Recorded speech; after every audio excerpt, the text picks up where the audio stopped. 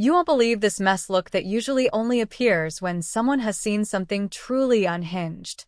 She tapped her mug dramatically, leaned toward the imaginary camera, and said, "Okay, brace yourselves. You know how workplace drama is usually just someone stealing lunch from the break room fridge? Yeah, this story is not that. This story is the kind of corporate chaos that makes you reconsider every life choice that led you to full-time employment." She sat back, letting her shoulders relax as she dove in. It all began in AU's government office, the kind where the cubicles were older than half the workforce, and the fluorescent lighting had been flickering since the Bush administration. Most employees there had been working since the era when fax machines were considered cutting-edge technology. It was the kind of environment where change was suspicious, enthusiasm was suspicious, new people were suspicious. And then 2 new hires arrived.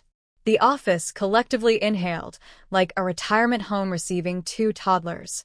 Among the staff was the protagonist 2 years into the job, still considered new, but new in the way you're new to a neighborhood after you've lived there long enough that your mail actually arrives on time. She wasn't a veteran, but she'd survived enough bureaucratic meetings to be trusted with training newbies. Enter Ray. The narrator rolled her eyes lovingly as if she had mentally prepared herself for the swirling vortex of chaos that was about to enter the plot.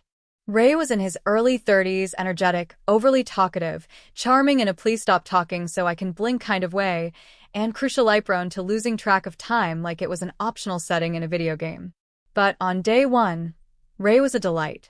He smiled at everyone, asked questions, bonded with the trainer over their immigrant backgrounds, talked about their travels, made jokes, filled the entire room with what he probably thought was charisma, but what would later be recognized as a precursor to catastrophe. The narrator clasped her hands together theatrically. But here's the thing, sometimes the people who talk the most are exactly the ones you should keep an eye on. And sure enough, the first red flag appeared almost instantly. Ray could not, for the life of him, stay on schedule. He chatted his way through the hallways, making every conversation a detour, every detour a story, and every story a missed appointment. At first, the trainer gently reminded him. She checked her watch. She tapped subtle hints into the air like a polite woodpecker. "We should probably head back." "Oh, look, it's almost time." "Ray, buddy, we really need to go." Ray nodded at every reminder, agreed wholeheartedly, and continued walking at the speed of someone on a casual Sunday stroll at a farmer's market. One time he came back from lunch late enough that she had to handle the client alone. He walked in, grinning from ear to ear, asking if he could join. "No," she said. "We're already in the middle." He apologized, said it wouldn't happen again, which was adorable, because it absolutely happened again, and again, and again. The narrator paused and let out a long, theatrical sigh. There is no force stronger than a grown adult who believes the rules don't apply to them. But things truly spiraled on the day of the first appointment. This was when Ray was supposed to handle a client solo for the first time. The trainer would observe quietly from the side, offering help only if needed. A big step. Important. Meant to set the tone for how things would go moving forward. The trainer reminded him twice. "Your first appointment starts at 1:25 p.m. Be here. Ready." Ray repeated it backward for word. The narrator put a hand to her chest. He repeated it. Repeated it. "This is the part that will haunt me."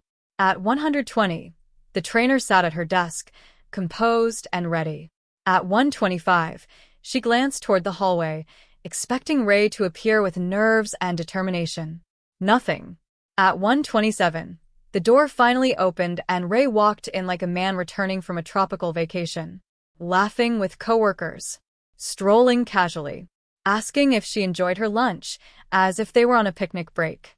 The trainer, desperately clinging to professionalism, reminded him the appointment had already started. And Rayo, sweet summer child Ray, laughed and said, "What? You gonna dock my pay for 2 minutes?" The narrator stared at the imaginary audience. "Yes. Yes, we are.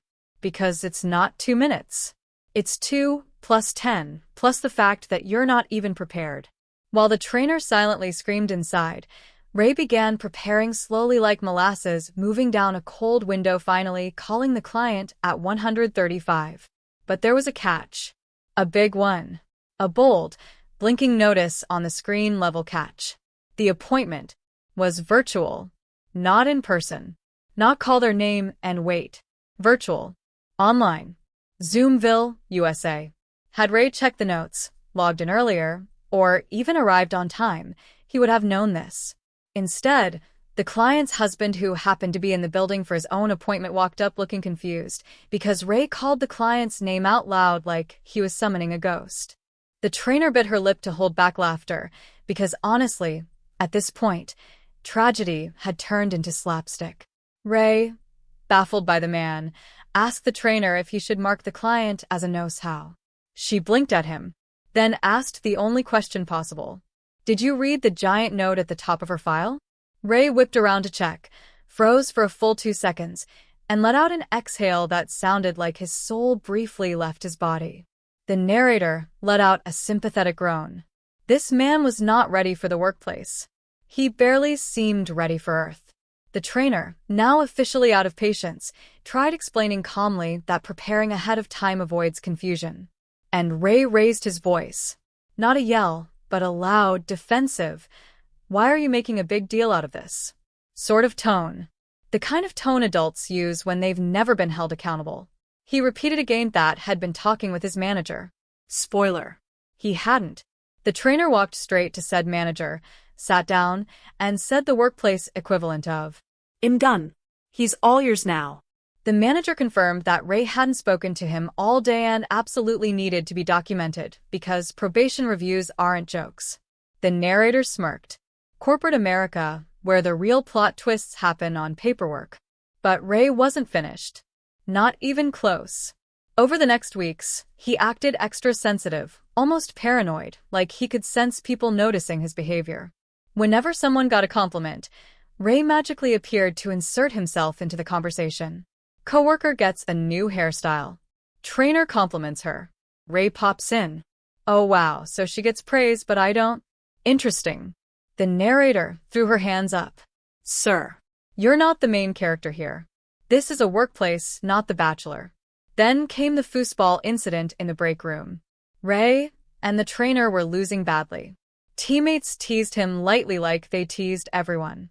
Ray got tense. The trainer, laughing, said they could practice later. Ray shot back. Me? Practice? I'm just having an off day.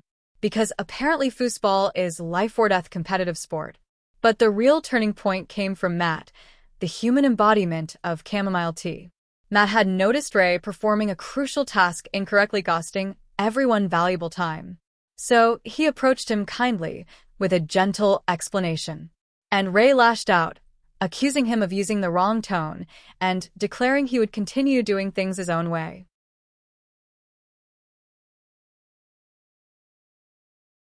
The manager heard about it and delivered the most manager-esque line in the history of employment drama. Well, Ray is making my decision about his probation a lot easier. The narrator nodded solemnly. When a manager says that with a straight face, honey, pack your things. And yet, Ray still hadn't reached his final form. There was one more incident. A moment so baffling, so insensitive, so wildly tone-deaf, that the entire office collectively questioned whether Ray had ever lived among humans before. The narrator returned with fresh coffee and the kind of grin that says, "Oh, you thought that was bad? Sweetheart, buckle up." She leaned forward as if letting the audience in on a secret forbidden by federal law. So, remember how Ray had already racked up a highlight reel of questionable workplace decisions? Turns out that was just the warm-up level. Because the next chapter? Oh, honey, it deserves its own documentary. The office had begun functioning like a cautious ecosystem, where everyone watched Ray the way you watch a raccoon creeping toward your open trash can. Not with hatred, just anticipatory dread. Ray still wandered around acting like workplace etiquette was optional DLC that he forgot to download. The trainer kept polite distance. Matt maintained his monk-like calm. And the rest of the office made small talk with the same careful tone one uses around a toddler holding scissors. But Ray had upgraded from mild inconvenience to walking HR episode. The narrator rubbed her temples dramatically. Let's start with the mini meltdowns phase. The compliment incidents. Ray, for reasons known only to the universe, developed an invisible radar for positive attention. Someone gets praised? Ray appeared out of thin air like a customer service rep materializing when you don't need help. For example, a coworker dyed her hair. It looked amazing. The trainer complimented her. Ray slid into the conversation like an insecure ghost whispering from the shadows. Oh, so SHE gets compliments for changing her hair, but when I got mine done, nothing. The room went silent. The narrator widened her eyes to the size of dinner plates. There is nothing more terrifying than a grown man who believes every compliment in a room belongs to him. The trainer awkwardly smiled and shuffled away, wondering how many years she had left until retirement. Then there was the foosball fiasco. The foosball meltdown. In the break room, foosball was a harmless tradition, quick games, light teasing, bragging rights with absolutely zero value. But Ray treated foosball like the Olympic trials. He and the trainer played a match against two coworkers who were clearly ringers. The trainer was chill about it. She laughed. Missed a few shots. Whatever. Ray? Ray slowly transformed into a man fighting for his life on national television. When the teammates teased him like they teased literally everyone, he started breathing aggressively. Shoulders tight, eyes fixed like he was trying to calculate the physics of losing. The trainer, sensing the tension, joked gently.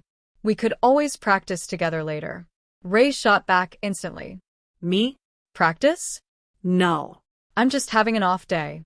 Do you think I need practice? The narrator blinked exaggeratedly. No, Ray, I think you need therapy. Or decaf. The mad incident. Then came the moment that sent the entire office into collective disbelief. Matt, a calmest, softest, genuinely nicest employee in the entire place, noticed Ray performing a crucial task incorrectly. Not just once. Repeatedly. And the mistake caused delays for customers and colleagues. Matt approached him with a kind of gentle tone usually reserved for calming wild horses. Hey, I noticed in those cases you should be doing procedure Y instead of X. Hair race Y. He barely completed the sentence before Ray snapped. Ray cut him off, frowning hard enough to wrinkle time and space. I don't like your tone. Matt froze. The narrator threw up her hands theatrically. His tone? Matt has the voice of a guidance counselor dipped in chamomile tea. Ray continued, claiming he didn't need feedback, didn't want corrections, and would keep doing things the way he preferred. As if a government job was a customizable Starbucks drink. Matt backed away, confused and frustrated, and maybe a little afraid of whatever dimension Ray's brain was currently visiting. Matt reported the incident. The manager listened carefully and delivered one of the most satisfying lines any manager has ever said. Well, Ray is making the decision about his probation period very easy. The narrator clutched her chest like she'd been gifted gourmet chocolate. I live for manager shade. But Ray still wasn't done. No. He had one last performance planned. Something so baffling that HR would later retell the story in whispers like an urban legend. The Pikachu incident. Downstairs in the building worked a young man named Bobby, who had Down syndrome. He restocked supplies, organized paper, helped around the building, and he was beloved. Gentle, friendly, always smiling. One day, Bobby saw one of the cafeteria ladies wearing a Pikachu apron. He gasped, yelled Pikachu with pure joy, and ran over to touch the image on her apron. In the process, because Bobby was focused entirely on the cartoon character, his hand brushed her chest. The woman laughed. It wasn't weird. It wasn't inappropriate. Everyone knew Bobby. Everyone knew his heart. It was innocent and sweet. Everyone knew that. Everyone except Ray. The narrator put a hand dramatically over her mouth. Brace yourselves.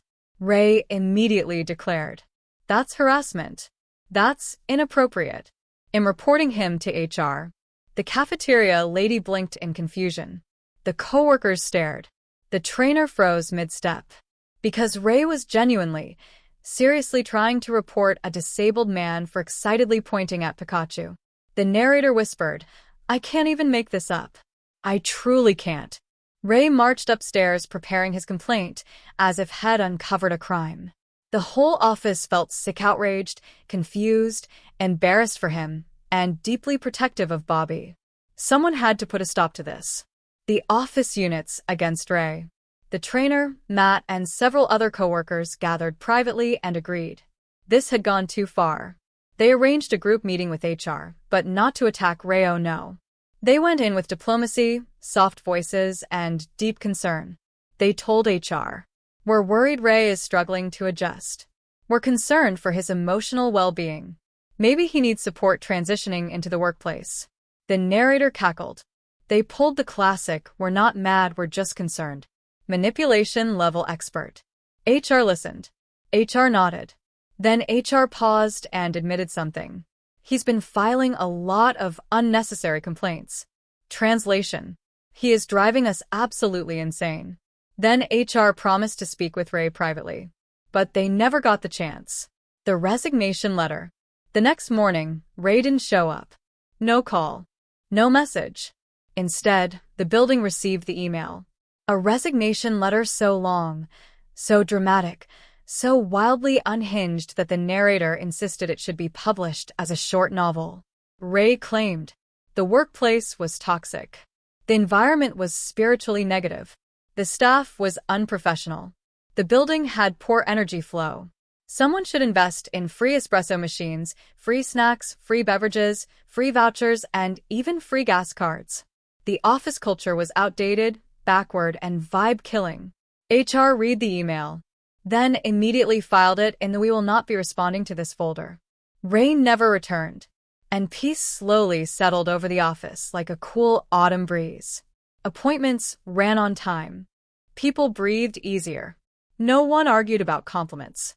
The foosball table lived to see another day. And Bobby enjoyed Pikachu merch without incident. The trainer? She slept like a baby for the first time in weeks. And the narrator ended this portion of the story with a smirk that could power a small city. Some people leave your life, and suddenly, everything smells better. The narrator reappeared on screen like she had been waiting for this exact moment, hands clasped, eyebrows raised. The universal expression of, "And now for the grand finale." She took a deep breath, the kind people take before reading a legal document or walking into a family reunion. "All right," she said, "we've covered Ray's time crimes, Ray's ego spirals, Ray's attempted HR crusade against a man excited about Pikachu, but somehow, the story still had more chaos hiding behind the curtain." She leaned in, lowering her voice. "Because what happened after Ray quit? Oh, honey, that's where the true comedy began. The aftermath." Ray's resignation letter hit the office like a meteor, loud, unnecessary, and scientifically confusing. People were stunned. HR printed copies not because they needed them, but because the email was such a dramatic piece of workplace literature that it begged to be archived like a priceless artifact. The trainer was sitting at her desk, sipping her coffee with both hands like it was life support, when her coworker from downstairs came up with the wide-eyed expression of someone carrying forbidden gossip. "You won't believe this," he said. The trainer blinked. "With Ray? I believe everything." The storage room revelation. The coworker explained that downstairs, in the storage area where office supplies lived sad and forgotten, Ray had spent his last week terrorizing the IT guy with non-stop demands. Not requests, demands. Things like, "Can you dim the monitor lighting? It's emotionally draining. Why does the printer sound aggressive? Can you fix the energy of the machine? This computer is giving me low motivation vibes." The narrator facepalmed so hard that her palm probably got a concussion. "Sir, it's a printer, not a life coach." The IT guy, who had survived everything from crashed servers to budget cuts, nearly cried with relief when Ray resigned. But the coworker wasn't done. "Oh," he added, and Ray also tried to report kitchen staff for wearing aprons that weren't office appropriate. The trainer blinked again. "Aprons," she repeated slowly. The coworker nodded with the solemnity of a war veteran. "Yes." He thought the apron undermined the professionalism of the building.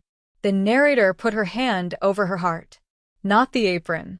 Not the enemy of corporate America fabric with a cartoon on it. The office chronicler. Apparently, Ray had been keeping a mental list, maybe a physical one, of every problem in the office. Things like people eating at their desks, unhygienic vibes. Someone's ringtone being too assertive. A coworker using headphones rude energy. Another eating rice with a spoon culturally confusing. A trash can without a lid chaos catalyst. A colleague wearing stilettos distracting. Lack of free snacks anti-employee mentality. The narrator inhaled sharply. And keep in mind this man hadn't even been there a month. He tried to reform the entire company like he was Moses descending from Mount Sinai. Employees collectively agreed. Ray had treated the workplace like a restaurant where everything was customizable to his taste. But now he was gone. And slowly, people started rebuilding their normal routines. Compliments no longer triggered unexpected monologues. Foosball games were once again casual. Matt regained his peaceful aura. HR stopped twitching whenever their email notifications chimed. The peace returns. The trainer found herself smiling again. Not the fake professional smiley, an actual, genuine smile. No more sprinting to appointments because Ray forgot the concept of time. No more explaining basic procedures to someone who fought feedback like a gladiator. No more listening to dramatic sighs when someone else got a compliment. No more "I don't like your tone" moments over nothing. The narrator leaned back, closed her eyes, and exhaled. You ever have someone leave your life and suddenly birds start singing, the sun looks brighter, and your allergies disappear? Yeah. That was Ray leaving the office. The email that became legend. HR eventually called a short meeting to confirm that Ray's exit paperwork was complete.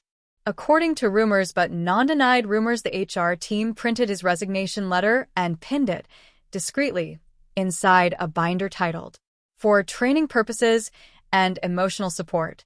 One HR rep allegedly said, "This is the most unhinged thing I've ever read, but I will cherish it always." The office moved on. Life normalized. And Ray's legacy, well, that became a cautionary tale whispered to future trainees like a ghost story. Be punctual, or you will become a Ray. The trainer's final thought. One afternoon, while finishing paperwork, the trainer thought back on everything. All the chaos, the mistakes, the meltdowns, the unnecessary drama, the bizarre accusations. And then she smiled, because she realized the truth. Ray didn't need an office job. Ray needed a reality show. The narrator wraps it up. The narrator returned for her final monologue, sipping the last of her coffee with the satisfied smirk of a woman who had survived and thoroughly enjoyed retelling the chaos. So yes, she said, in the end, Ray wasn't a villain. He wasn't evil. He wasn't malicious. She paused. He was just Ray. A man tragically and hilariously unprepared for the responsibilities of being a functioning adult in a shared workspace. She shrugged. And honestly, sometimes the universe does us all a favor by letting people remove themselves from situations they were never supposed to be in. Then she leaned closer to the camera, eyes sparkling wickedly. And now the only question left is, would you survive working with a Ray? She gave a playful wink. If this story made you laugh, cringe, or thank the heavens above that you don't share a cubicle with someone like Ray, go ahead and smash that like button, leave your thoughts in the comments, and hit subscribe for more workplace chaos. Trust me, there's always another story waiting.